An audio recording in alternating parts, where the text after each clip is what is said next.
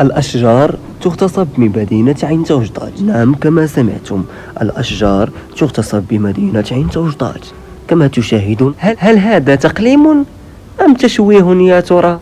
ما المسؤول عن هذه الجريمة؟ هل هي البلدية أم هناك أياد خفية؟ الإخوان راه حز في قلبي هذا المنظر اليوم الجمعة، إذ كنصبحوا وكنتفاجئوا أنه شجرة من الأشجار ديال هذا الشارع اللي كيربط ما بين قهوة ديال أكدال إلى قهوة ديال الأهرام، شجرة تم الاغتصاب ديالها. ولا ما دويناش اليوم على هذه الشجرة غادي يوليو أشجار غادي يتم الاغتصاب ديالهم بشكل عشوائي، بشكل همجي. خسروا لها المنظر. هاد الشجر فيه فوائد كبيرة واهمها الظل، وانها كتلطف الجو. واصلا هاد الدنيا بحد ذاتها كامله هي مجرد شجيره كنضلوا منها وغادي نمشيو وغادي نخليوها. فشكون المسؤول على الاغتصاب ديال هاد الشجر؟ واش البلديه؟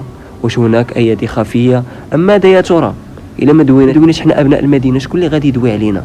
راه هادشي لا يعقل. والاكثر من ذلك قزبوها وقطعوها وشوهوها، ودوك الاغصان وداك الوراق ديالهم كحزوهم جنب الرصيف، ومع العلم ان الازبال بعيده بضع امتار من ديك البلاصه. فعلاش ما يديوش بعدا الطارود الزبل ديك الازبال ويكملوا على خيرهم؟